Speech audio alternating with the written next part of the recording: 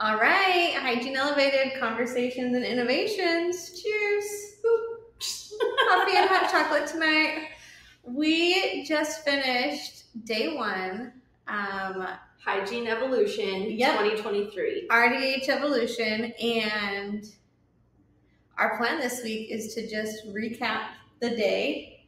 Our takes from it. It was a half day, which at first was like, why a half day? But glad it was a half day because it was still a lot. It was heavy, but good. Definitely good. Yes. My first takeaway from the day is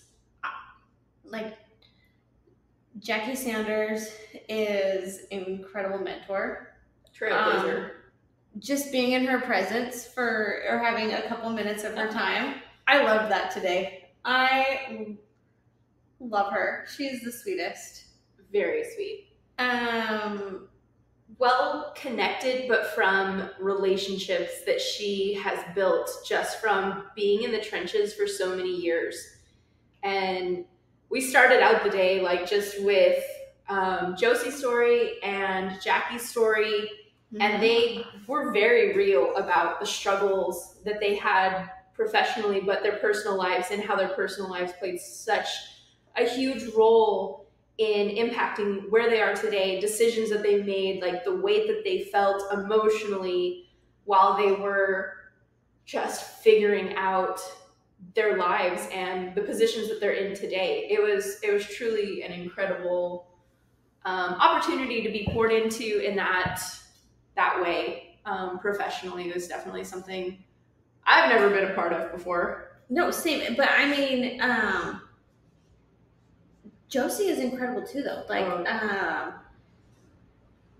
She is just this strong, fierce woman, and there's entrepreneur. There's something so cool about her, and to take on and accomplish, and then still be so positive and optimistic, and have the capacity to help others is really quite cool. Yes, absolutely.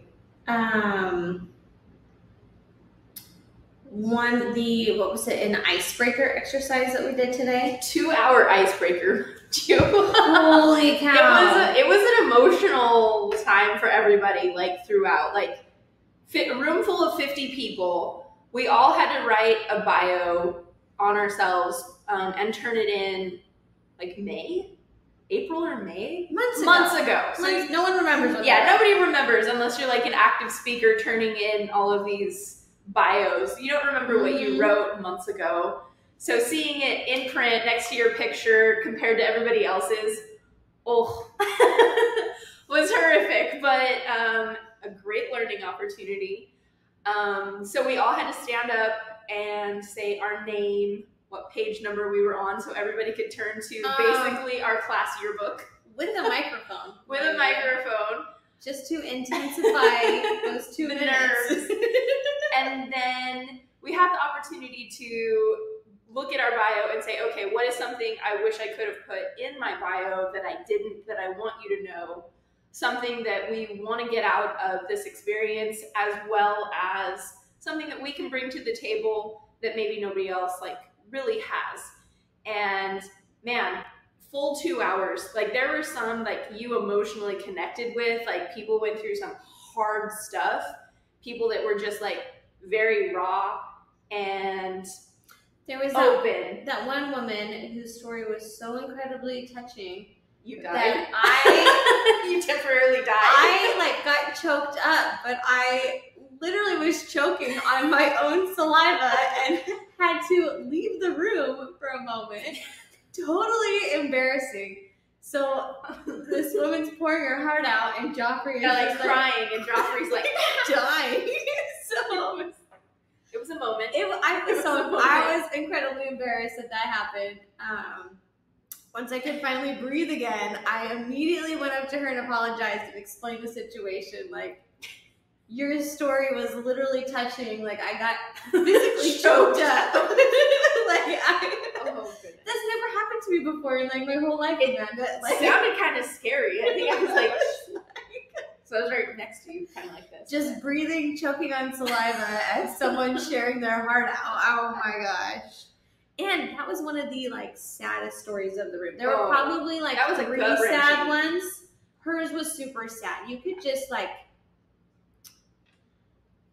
feel her the grief, heartache. Yeah, you could just feel it. And so, gosh, way to ruin her moment as I'm like choking to death on air. The Joffree show. Yeah, that's our joke for the week. Yes, everything's the Joffree. But it was so for me that time, like it was a full 2 hours of hearing 50 different people's stories, and even some of the reps that are here. But there was a lot of them that were very affirming for me because I'm at a place like I don't 100% know what I want. And I think somebody else said it, like, I'm just happy to be here. And like, I'm just here with like a lowly bachelor's degree, but it was so nice to hear Josie specifically say, I only have an associate's of applied science. And she has achieved so much with just that degree. The degree doesn't matter. It's not what stops you. Education definitely helps and opens doors, but it's what you do with it. And so she was honestly truly inspiring. But hearing everybody's stories, like there was a full range and spectrum of people that know exactly what they want and they need specific guidance in this. And then there's like people like me, like, I think I want to be on a homestead in 5 years. Tell me how I can make that happen dentally. And on that too, there were people like me who were like, you have 2 minutes to answer these questions. And I'm like, bet I'm going to do it in 30 seconds and done. I think there were 2 of you in the room, and I think I was the other person. I feel like I went super fast. We were pretty quick responders. Like, we knew what to say. We said it quickly, like moved on. I think I just got nervous and I started like running words together because I do that when I get nervous. Well, on my bio, one of the things I had written on, like, why are you here, you know, or yeah, that's what the question was. Why are you here? And I talked about blah blah blah, and then I finished it with no shame to Esther Wilkins, but there wasn't a chapter on networking and building a brand in my hygiene textbook. That's why I'm here. And it's true. Because I think we all avoided it in hygiene school. Like I was like, come to class, get out, get the degree, get the job. Yeah. Now what? That's kind of the situation now. Is now what? But and that's what was kind of reaffirming for me being in that room. Like multiple things were reaffirming, but like other people feel that. It's not just I'm feeling this emptiness. It's other hygienists that are like at that place. There's also like a level of empowerment to it. Like you're in a room full of people who are ready to do something about it. Yeah.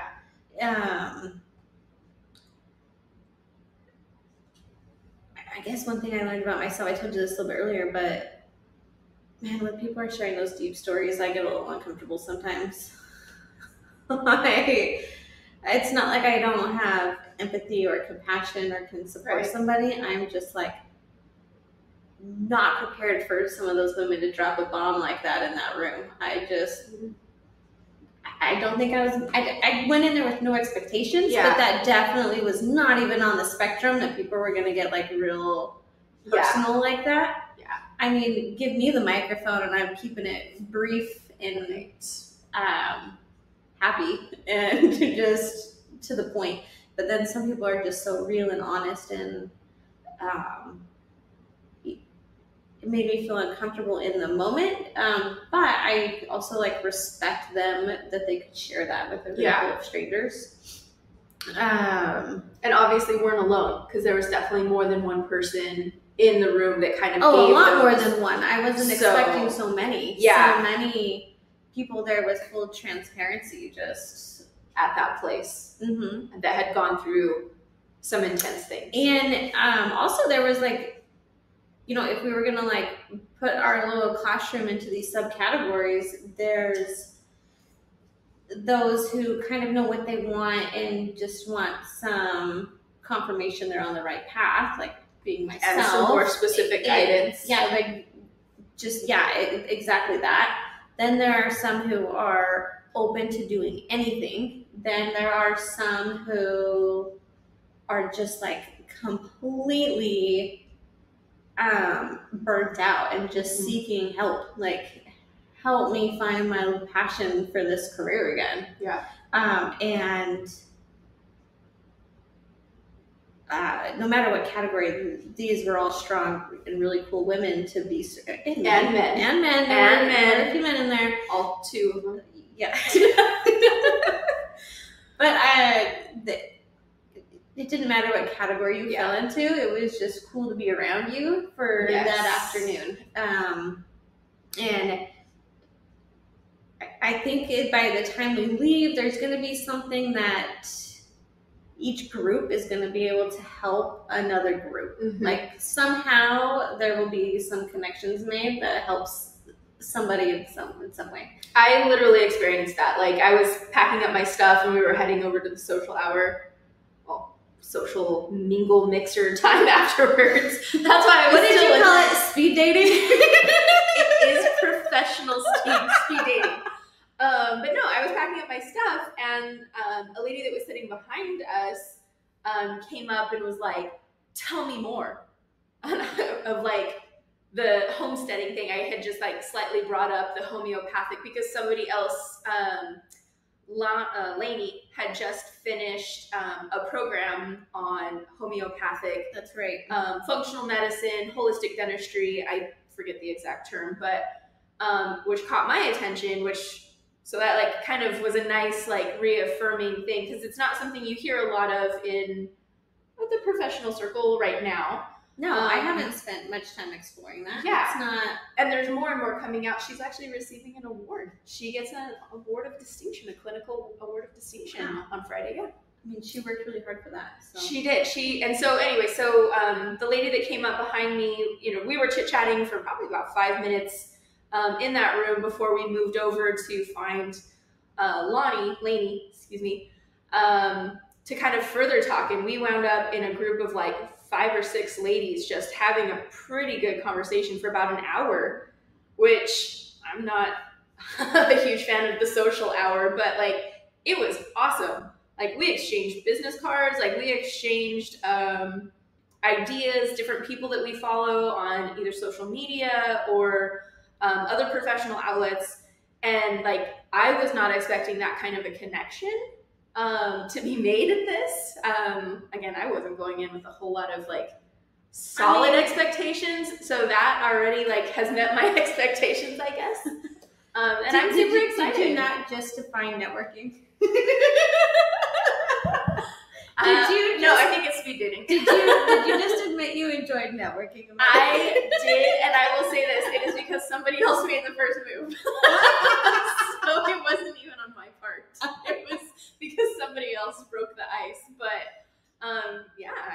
we're gonna stay in connection. Like, we're gonna share all of our fun information and things that we do and how we do things alternatively, if you will, in our practices. So that was my speed dating night. Yeah, well, I actually really enjoyed the exercise we did today, the fear. It's basically write down what you're afraid of and like worst case scenario. What's going to happen if those things that you're afraid of happen, right? And then how would you recover from that? Yeah. And how can you mitigate those risks and recover? I had never thought about things in that perspective before, which was really quite neat, but it was more of in a eye-opening exercise, because I realized that anything that I could have possibly written down on that fear list, right? Like, what's something I'm afraid of, the recovery seemed so simple. Like, it hadn't seemed so simple in my head until I put it on paper like that. Does that make sense? No, she totally gave us a quote too.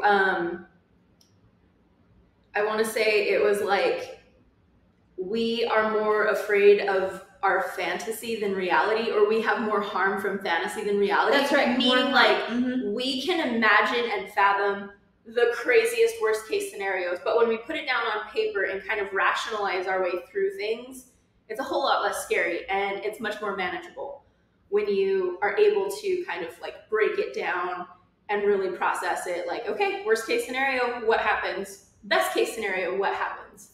Yeah, so it's like, if everything I'm afraid of happens, my recovery plan, it doesn't seem that dramatic. Yeah. But in my mind, it would be like devastating. Right. So that was a really cool exercise. It made you feel a little fearless by the time you were done. Or like, yeah, I can do that. Yeah, I can do that. It was a really cool perspective on things. I think in the past I had this mindset of like not wanting to participate in an exercise like that, or not like thinking it's dumb. Yes, exactly. Like seeing the value in it. But with this evolution class, I really like. I'm going all in. I'm going to try my best on everything, and I did that today. But it was actually like quite impactful and empowering. Yes, and old Joffree would have just been like, I don't really want to do this. Old Joffree would have been like, I don't really want to network. I don't really want to talk to people. And so I did a ton of stuff today that I normally wouldn't want to do. So. Yeah. Yes. And I will say, like, there are some hygienists that came like by themselves, and my hat goes off to them, because I can turn on and off like my socialization, but like to come to an event like this by yourself and maybe knowing a couple people is like nice, but if you don't know anybody, like that would be, for me, super scary. So it is like incredibly nice to have somebody that like is in your corner, that either drug you here, not in our case, but somebody else drug a friend here, a coworker, that sounds like she kind of really needed it. But she did it's have... nice to be able to like debrief like this afterwards. Oh, super fun. I'm glad we decided to do this, because we're going to do this every night, talking about the day. Yeah. Really. I don't know who we're going to share it with or where or not, but it will be just like a fun little time capsule later on. Look at this ridiculous video we made. Yeah. If Joffree doesn't make us re-record it. Yeah, 3 times. Let's go again. Take number 2.